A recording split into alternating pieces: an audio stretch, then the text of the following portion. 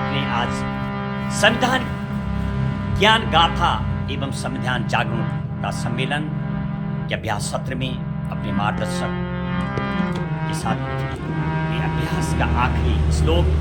संविधान ज्ञान आयोजन का उद्देश्य, संविधानस्य उद्देश्य सबको ज्ञान मिले और ऐसे इस ग्रंथ को हम प्रणाम करते हैं। आइए क्या कहते हैं पंक्तियां इस श्लोक में। संविधान का पूरा उद्देश्य जो समावित है, संविधानस्य प्रचाराय उत्तम संदेशः ददाम्यहम्, संविधानस्य सदा भक्तो वन्दे विधिरचना कृतिः, संविधानस्य कृते जीवन संविधानम् अनुकरणं कृते, आत्मानं परिष्कृतं मन्ये वन्दे राष्ट्रस्य कृतिम्, संविधानस्य प्रचाराय उत्तम संदेशः ददाम्यहम्। संविधान के ज्ञान देने के लिए मैं और मेरे मार्गदर्शक, मेरी पूरी टीम स्वयं प्रचार करने का शुभ संदेश दे रहे हैं।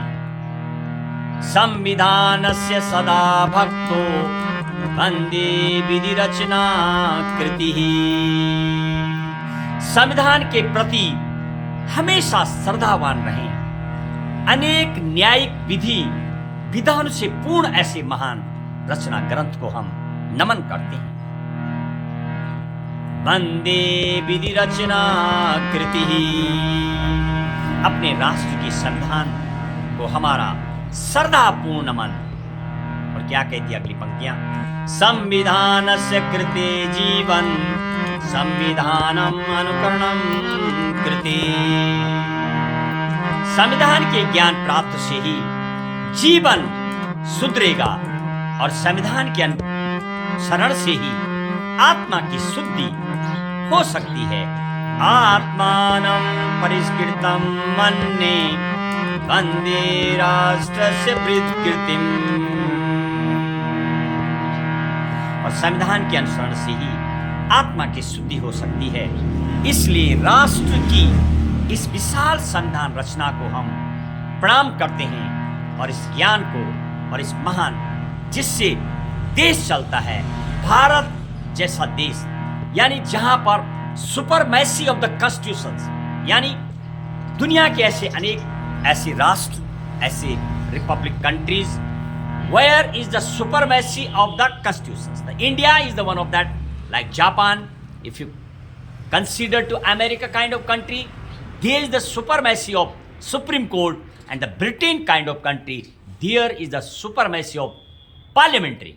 But in India, supremacy of the constitutions, संविधान की जो सुपरमैसी है, प्रधानमंत्री, राष्ट्रपति, जजेस, न्यायपालिका, विधायिका, कार्यपालिका, टॉप टू बॉटम तमाम नागरिक सारे इस संविधान में लिखी बातें और संविधान के हिसाब से चलते हैं और सभी को चलना होता है।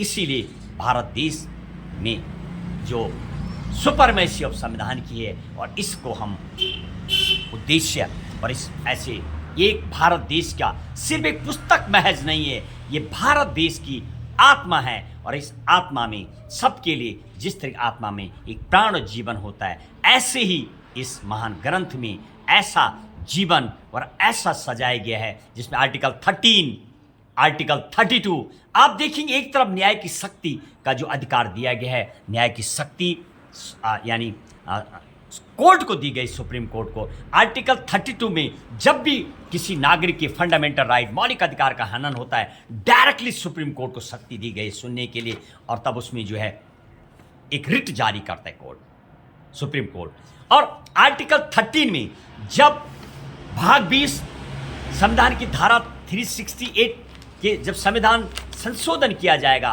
राज्यसभा लोकसभा जो अंग हैं, यानी जो 3 प्रमुख अंग हैं संविधान के, विधायिका, कार्यपालिका, न्यायपालिका, और ऐसे ही जो एक प्रमुख अंग राज्यसभा लोकसभा और राष्ट्रपति से जब एक कानून बनता है तो वो भी उसको फिर पुनराविलोकन आर्टिकल 13 संविधान की धारा 13(2) में लिखा हुआ है कि जब तैयार हो जाएगा तो उस पर पुनराविलोकन की पावर सुप्रीम कोर्ट को दी गई है। इस तरह संविधान का निर्माण किया गया है।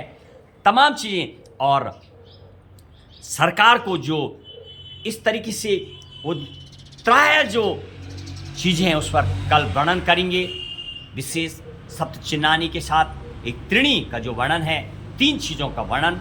आइए आगे अपनी आज का सत्र और आज का व्यास सत्र समापन होता हुआ।